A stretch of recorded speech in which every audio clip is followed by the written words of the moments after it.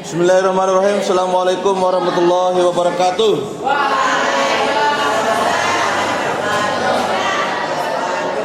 Alhamdulillahirabbil alamin. Wassalatu wassalamu ala Rasulillah wa ala alihi wa sahbihi ajma'in. Amma ba'd. Allahumma shalli ala sayyidina Muhammad wa ala ali sayyidina Muhammad. Allahumma shalli ala sayyidina Muhammad wa ala ali sayyidina Muhammad. Pertama-tama marilah kita manjatkan puji syukur kehadirat Allah Subhanahu wa taala yang senantiasa memberikan kita nikmat dan karunia-Nya kepada kita semua sehingga kita bisa berkumpul untuk mengadakan pengajian diniyah Islamiyah pada pagi yang berkah ini. Salawat dan salam kita aturkan kepada baginda Nabi Muhammad sallallahu alaihi wasallam, para sahabat, keluarga dan para pengikut beliau hingga akhirul zaman. Baik, kemarin kita sudah membahas terkait dengan kedatangan Nabi sallallahu alaihi wasallam di Madinah pertama kali yaitu Nabi berhenti di mana itu tergantung ontanya berhenti di mana. Yang pertama berhentinya di depan calon tanah yang akan dibangun Masjid Nabawi. Kemudian yang kedua adalah di depan rumahnya Abu Ayyub Al-Ansari. Dan pada kesempatan ini saya akan membacakan kisahnya Abu Ayyub Al-Ansari ketika Nabi SAW tidur di rumah Abu Ayyub. Dan seperti yang saya ceritakan minggu lalu, tanahnya Abu Ayyub ini, rumahnya Abu Ayyub ini itu adalah tanah bekas miliknya orang Yahudi dulu yang membeli tanah tersebut karena orang Yahudi tahu bahwa tanah ini adalah tanah yang akan dibangun rumah di atasnya, dan Nabi ketika hijrah ke situ Nabi akan menginap di rumah tersebut. Rumah itu adalah rumah milik Abu Ayyub Al-Ansari. Manziluhu sallallahu alaihi wasallam min baiti Abi Ayyub wa syai'un min adabihi fi dzalika. Yang pertama, menginapnya Nabi sallallahu alaihi wasallam di rumah Abu Ayyub Al-Ansari. Dan bagaimana kisah adabnya Abu Ayyub Al-Ansari ketika Nabi tidur di rumahnya. Qala Ibnu Ishaq fa aqama Rasulullah SAW fi baiti Abi Ayyub hatta bunya lahu masjiduhu wa masakinuhu summa intaqala ila masakinuhu min baiti Abi Ayyub rahmatullahi alaihi wa ridwanah. Ibnu Ishaq mengatakan bahwa Nabi SAW tinggal menginap di rumahnya Abu Ayyub Al-Ansari sebelum dibangunkannya Masjid Nabawi dan sebelum dibangunkan rumahnya oleh orang-orang Madinah. Jadi Nabi ketika berhijrah itu belum punya rumah dan masjid belum terbangun. Akhirnya menginap di rumah Abu Ayyub Al-Ansari. Jadi dia menginap di rumah ini, dan rumah ini ternyata dua lantainya. Nah, siapa yang di atas, siapa yang di bawah kita dengarkan. Qala Ibnu Ishaq hadatsani Yazid bin Abi Habib an Marsad bin Abdullah Al-Yazani an Abi Ruhmi As-Sama'i qala haddatsani Abu Ayyub Al-Ansari radhiyallahu an qala lamma nazala alayya Rasulullah SAW fi baitin nazala fi sufli wa ana wa ummu Ayyub fil ulwi.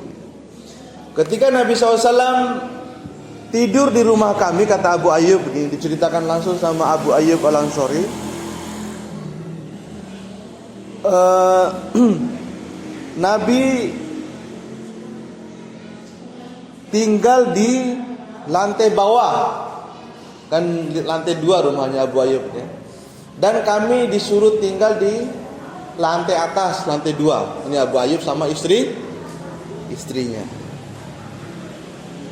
Faqultu lahu ya Nabi Allah. Kemudian Abu Ayyub mengatakan, wahai Nabi Allah, wahai nabinya Allah, ya.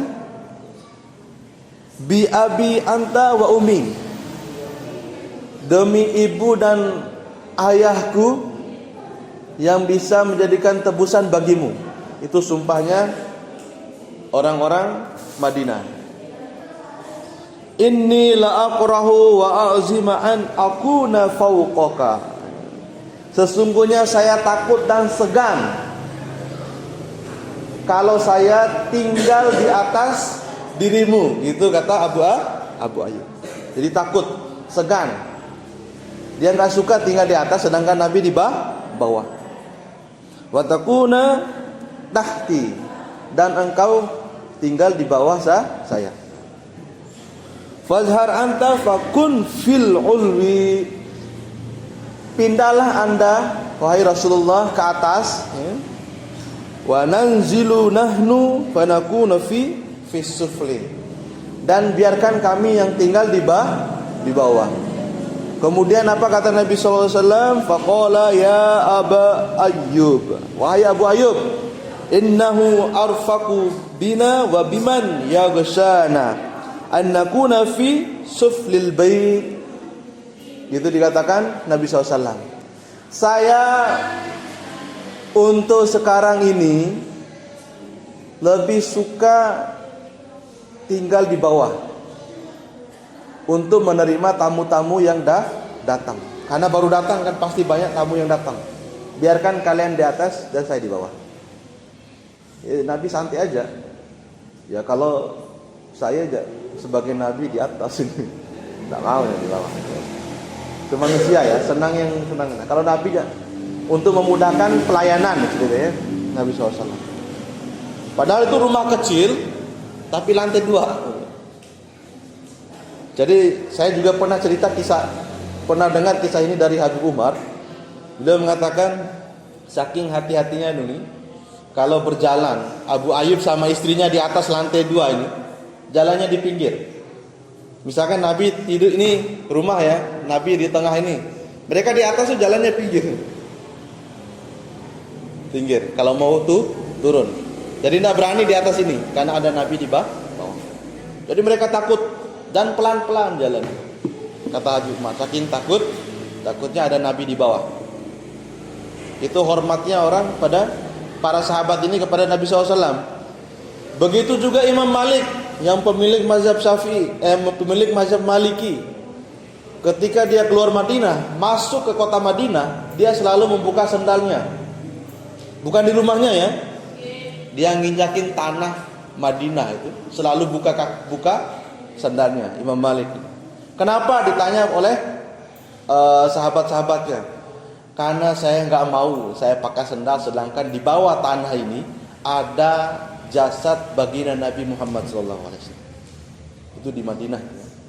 Walaupun tidak ada perintahnya, tidak boleh pakai sandal kalau jalan di Madinah. Tapi ini bentuk penghormatan. Begitu juga kepada ulama, kepada tuan guru. Ya. Itu bentuk penghormatan kita kepada mereka. Seperti itu.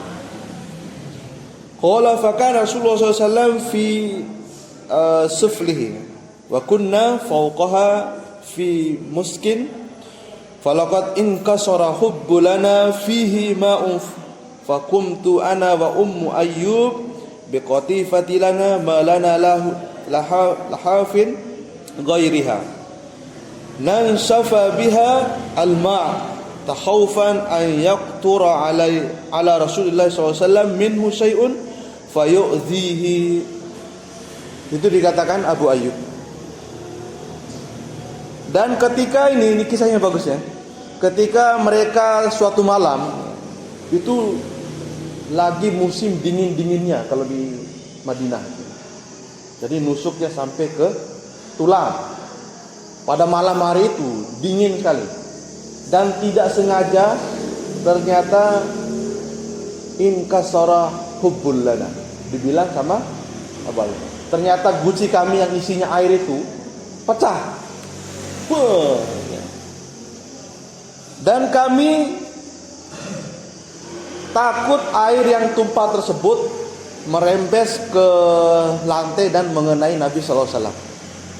Dan kami berdua yang pakai selimut satu doang itu membuka selimut kami dan menggunakan selimut tersebut untuk melap air yang tumpah tadi sampai sehingga tidak jatuh ke Nabi SAW. Dan basah, akhirnya selimutnya basah semua. Dan waktu itu dingin. Dan rela mereka bertahan dengan dingin yang luar biasa, nggak pakai selimut, biar Nabi tidak kena air dan Nabi terganggu tidurnya. Ini para sahabat seperti itu, luar biasa. Kemudian suatu saat, tidak disebutkan dalam kisah ini, saya dengar juga dari Habib Umar. Akhirnya karena kejadian ini, Abu Ayyub ini melapor kepada Nabi SAW, "Wahai Rasulullah," gitu ya. "Hai Rasulullah, sesungguhnya kami begini-begini tadi malam. Kami takut sekali begini-begini." Akhirnya karena itu Nabi SAW, karena sudah banyak menerima tanum, sudah berhari-hari, akhirnya Nabi pindah ke atas. Kalau gitu saya ke atas dah, kalian di bawah dah.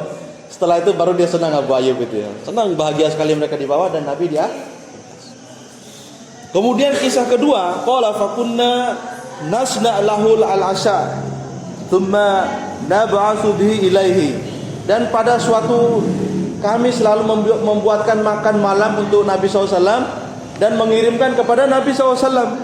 Fa idza radda alaina fadalahu tayammamtu ana wa ummu Ayyub maudi'u yadahu. Dan kami selalu memberikan makanan kepada Nabi SAW, dan kami selalu menunggu ketika Nabi mengembalikan makanan tersebut.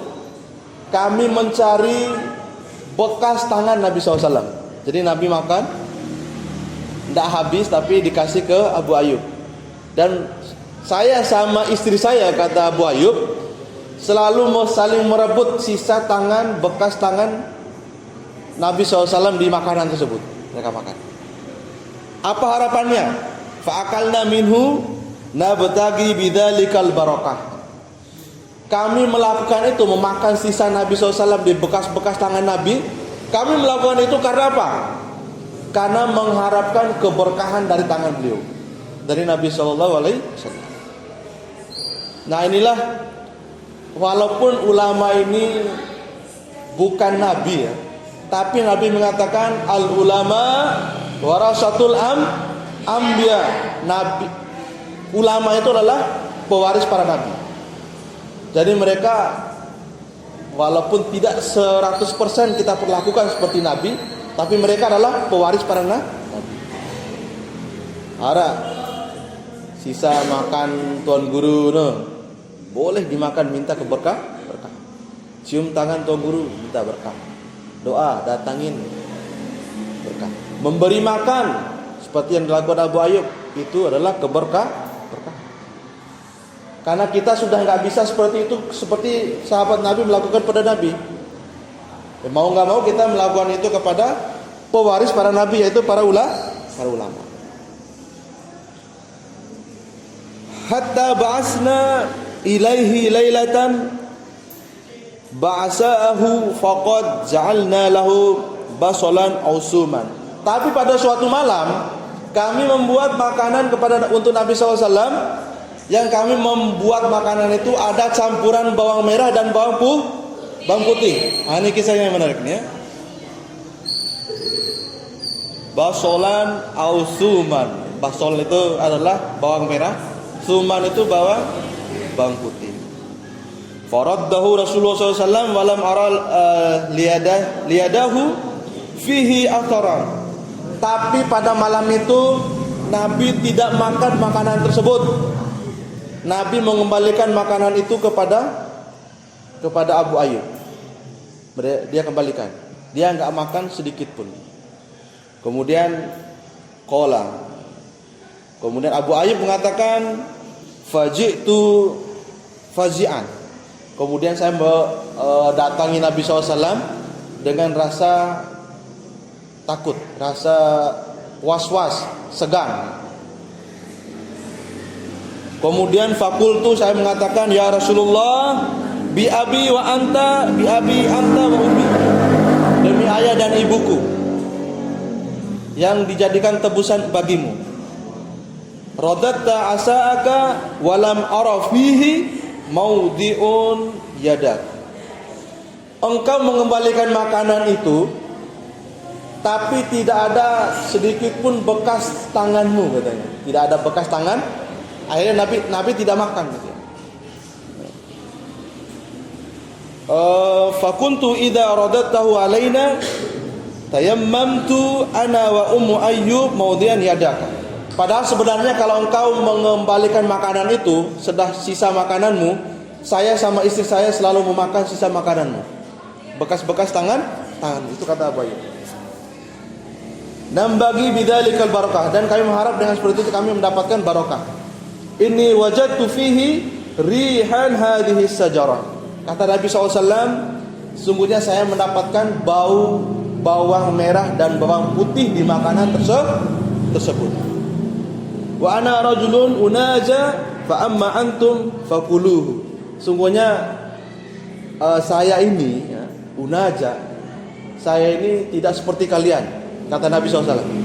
Saya ini berbicara dengan makhluk zat yang tidak bisa kalian berbicara dengannya. Maksudnya dia selalu berkomunikasi dengan Allah, berkomunikasi dengan malaikat. Jadi dia tidak bisa bawang merah sama bawang putih. Kalau mau makan silakan makan aja makanan itu, kata Nabi SAW kepada Abu Ayyub. Nah, ini yang menarik terakhir. Kemudian Abu Ayyub mengatakan fa'akalnahu, dan kami memakan makanan tersebut. Walam nas'alahu tilka sajarah ba'din, dan dia sejak malam itu Abu Ayyub mengatakan tidak ada lagi bawang merah, bawang putih di rumahnya sampai dia meninggal dunia.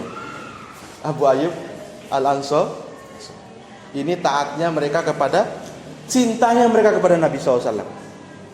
Para sahabat itu seperti itu. Bukan hal yang diperintah, apalagi yang diperintah, apalagi yang dilarang. Hal-hal yang tidak diperintah pun, tapi dalam rangka menunjukkan cinta kepada Nabi SAW, mereka tinggalkan. Nabi tidak mengatakan bahwa bawang merah, bawang putih ini haram, tidak boleh dimakan. Tidak, silakan makan. Tapi Abu Ayyub karena cinta, Nabi tidak suka bawang merah, bawang putih, saya tinggalkan. Sama istri saya tinggalkan, sampai meninggal dunia mereka tidak makan lagi bawang merah, bawang putih. Karena Nabi tidak suka bawang merah, bawang putih. Kemudian ada Ibnu Abbas. Dia pernah melihat Nabi makan salah satu sayur, apa lupa saya nama sayurnya, dia makan. Dan sayur itu, kata Ibnu Abbas, saya tidak suka sama sekali sama sayur itu. Tapi sejak saya melihat Nabi makan itu, sejak saat itu sampai sekarang saya makan sayuran itu. Apa lupa saya namanya, ya. Ini bentuk cinta Nabi kepada, bentuk cinta sahabat kepada para sahabat. Istilahnya sami'na wa ta'.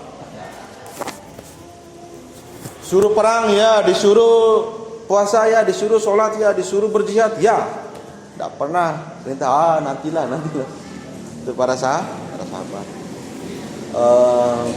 Makanya generasi terbaik setelah pada zaman dulu sampai sekarang adalah generasi para sahabat. Demikian kegiatan kita, dunia kita. Mudah-mudahan bermanfaat dan bisa mengambil ibrohnya. Jadi ibrohnya di sini adalah kita contohi para sahabat Nabi, kita cinta kepada Nabi SAW.